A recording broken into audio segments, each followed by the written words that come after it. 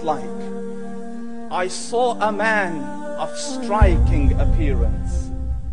ظاهر الوضاء أبلج الوجه, radiant face, حسن الخلق, beautifully created.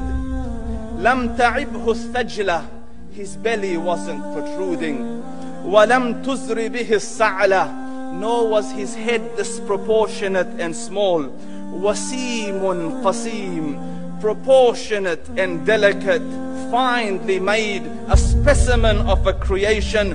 في عينيه دعج, in his eyes there was a contrast. The dark was immensely dark, the white was excessively white. وفي أشفاره وطف, and his eyelashes were long. وفي صوته صهل, and in his voice was a natural echo. وفي عنقه سطع, and his neck was elegantly long. وفي لحيته كثاثة, his beard was full and thick. أزج أقرن, his eyebrows were arched, but they were not joint, it was separated. In summit فعليه الوقار, when he was silent, dignity covered him. وإن تكلم سماه وعلاه البهاء, and when he spoke it was audible and clear, almost commanding and overtaking. أجمل الناس وأبهاهم من بعيد, from afar the most striking and outstanding in appearance. وأحسنهم وأجملهم من قريب, and when he came near, the best of them and the most handsome of them in closeness. حلو المنطق, such an exalted and sweet level of logic. Like when he used to speak, it was so coherently logical, it was smooth and easy to understand.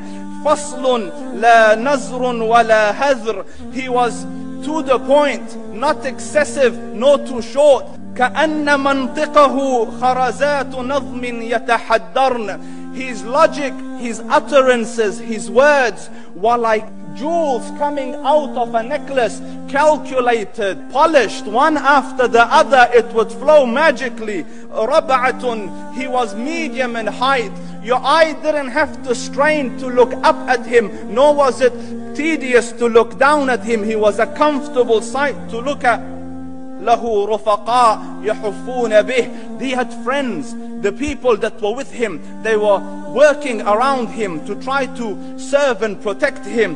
إن قال سمعوا لقوله, when he used to say something, they used to hearken to what he used to say. وإن أمر تبادروا إلى أمره, when he commanded, they used to compete to fulfill the command.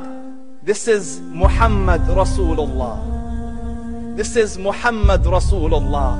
Anas ibn Malik says, he says, I came out one night, it was the full moon night.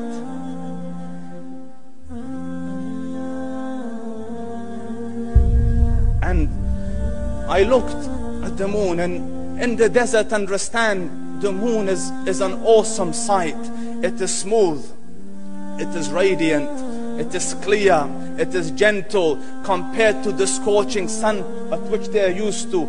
So the moon was the epitome of beauty. So he says, I came out at a full moon night and I looked at the moon and I saw it beautiful, handsome. So I said, let me go see if the moon is more handsome or my prophet is more handsome. Let me see if that is more beautiful or the prophet is more beautiful. So I went and I saw him standing afar.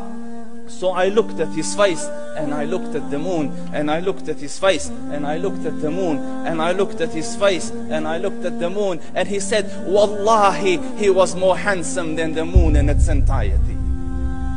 That is just the look of your Rasul. Aisha radiyallahu anha says, I was sewing with the needle, my needle dropped in the dark, I couldn't find it. I said, Ya Rasul, I can't find it. He moved his face close, and I swear, out of the radiance of his face, I found my needle.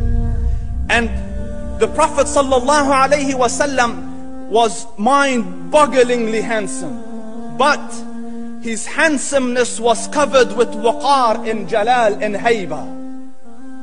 The Sahaba say, when we used to sit at his feet, two feelings conflicting would come on the heart. The first one, you wanted to look at him. You wanted to behold the majesty of his face. And when you wanted to look up, shyness used to overtake you, so you used to look down. Amr ibn al-As says, I sat with him many times, but if you ask me to describe his face, I can't describe it. I wouldn't be able to look up to him ijlalan wa